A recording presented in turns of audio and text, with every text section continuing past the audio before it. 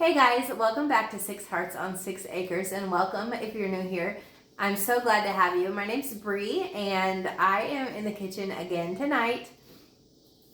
We are on day 3 of our Christmas pickles.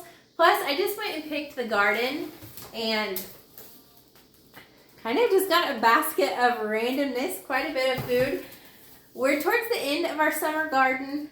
I feel like we're at the end of our tomatoes, and my peppers are still producing, but everything's just kind of slowing down from the summer heat and the dryness.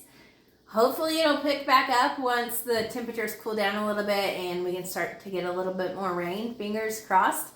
My tomatoes, I was telling my husband, it's like Ezekiel and the dry bones. They had blight pretty bad. They looked like they were just pretty much over.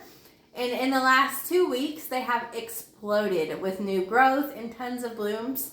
The problem being is that our first average frost date is around October 20th. So I really doubt those blooms are going to have time to make into tomatoes and then ripen to red. Which means we're going to have a ton of green tomatoes to put up at the end of the season. I'm completely okay with that. But right now I am left with figuring out how to deal with the bits and pieces of the garden and how to put up just the little bits that we're grabbing when we don't have enough to make just this huge pot of salsa or this huge pot of sauce. So we're going to be dealing with some of that today.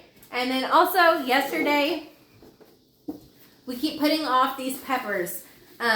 First they ran out of time, and then I had more peppers than I thought, and so I didn't have enough ingredients. Today I have the time and the ingredients, so we're going to get these peppers dealt with. First off, we're going to start with our pickles. And day 3 is really easy. All we're going to do is strain the cucumbers from the broth, or not the broth, but the brine. We're going to reboil that brine and then pour it back over the cucumbers and let them sit until tomorrow. Super quick, super easy, so let's go ahead and get that going. This is what our pickles are currently looking like. They are surprisingly really firm, even though they had a 2-hour simmer yesterday. So hopefully they turn out great. I'm going to try and do this without making a huge mess because this does have sugar in it at this point and is going to be super sticky if I spill it all over the place.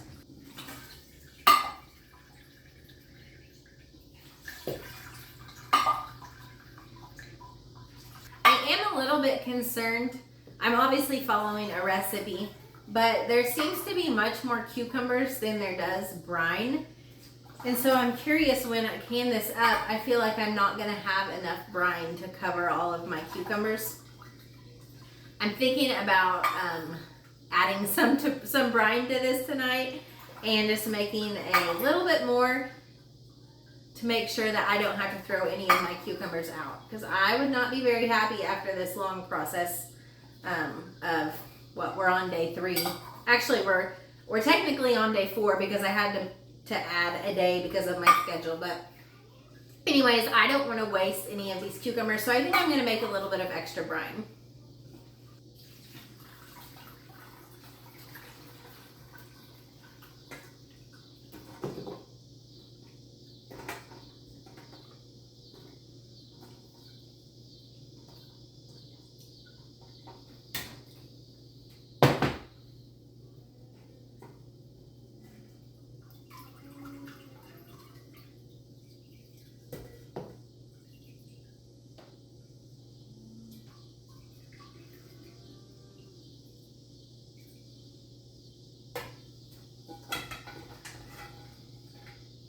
Alright, so that's what I'm going to do. I luckily overbought the Red Hots in the first place because I couldn't remember what the recipe was and I was putting in a grocery order really quickly.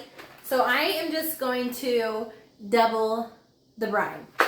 So we are going to completely remake it and add it to this pot. So that is, again, 2 boxes of Red Hots.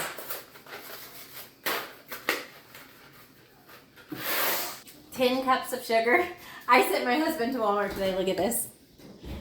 For a 25-pound bag of sugar. So we are hooked up and ready to go.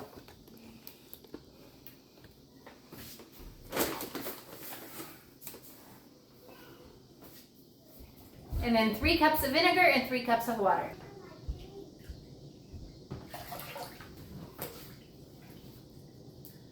That is probably not super smart. That's a super full pot.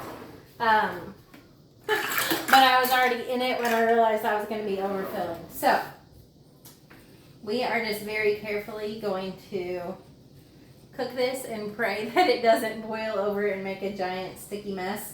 Also, I'm going to need to go ahead and get another bowl and split these cucumbers up so I can have something to hold all of this brine. This is my next biggest crock, so this is what we're going to use. I found this beautiful bowl at a flea market. They are the best place to find bowls like this, and I have in the past just always used them for decorating, but I thought this is a great way to go ahead and start using some of the stuff that I have instead of just looking at it. This isn't quite boiling, but it's simmering, and I'm going to avoid a huge mess that I know is going to come if I let it come to a boil. So I'm going to go ahead and just call that good, call it hot enough, and transfer it over to soak these cucumbers for one more day.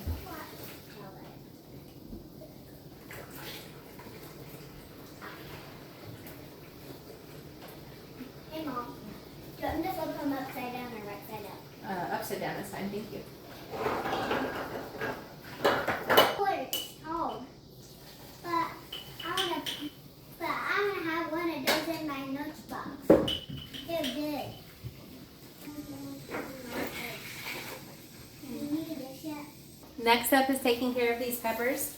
So I found a recipe that's a little bit different than the one I used last time. It uses dry pectin instead of liquid, and instead of weights, it goes by cups. I'm gonna get all of these peppers chopped up pretty small, and then see how many cups I have and move them into my pot.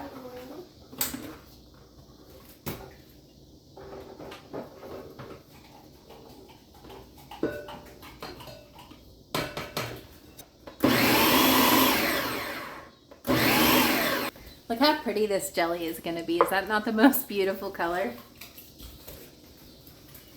It looks like a rainbow. It is like a rainbow, isn't it? So I'm going in the pot with 8 cups. I'm telling myself this so I can keep track of it along the way. Alright, it looks like we're going to be right about, maybe a little bit over, but I'm going to call it 16 cups. Yep. So that means we're going to be able to quadruple our recipe for pepper jelly.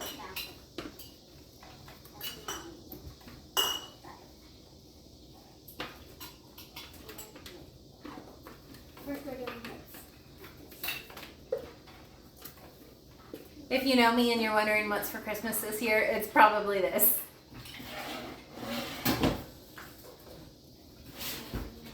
To those peppers, we're going to add 4 cups of apple cider vinegar. Maybe if I can get the lid off. There it goes.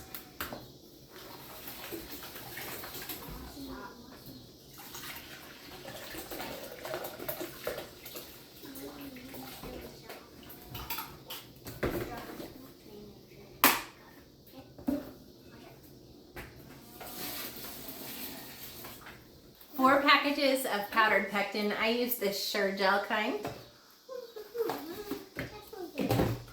And then we are going to bring this to a boil.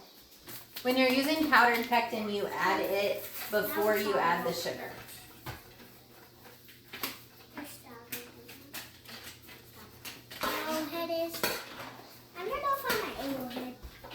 These peppers are to a rolling boil, so I'm going to move them off the heat and add the sugar. Now remember, we're quadrupling this recipe, so it's getting 20 cups of sugar. I'm going to get that all stirred in really good, and then we're going to bring this back to a hard boil for 1 minute before we transfer it into our jars.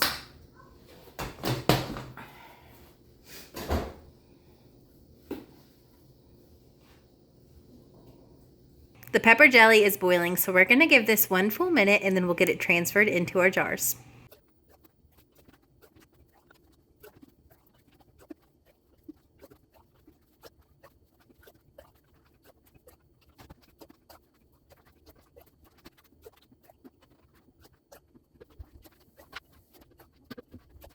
We got 14 pints of beautiful pepper jelly. I'm just going to get these rims all clean, put on a new lid and a clean ring, And then my water bath canner is heating up. Once it is at a rolling boil, I will get these jars loaded and process them for 10 minutes. I do have a half of a pint back here. I'm not going to process this jar. It's going to go straight to my fridge for immediate use.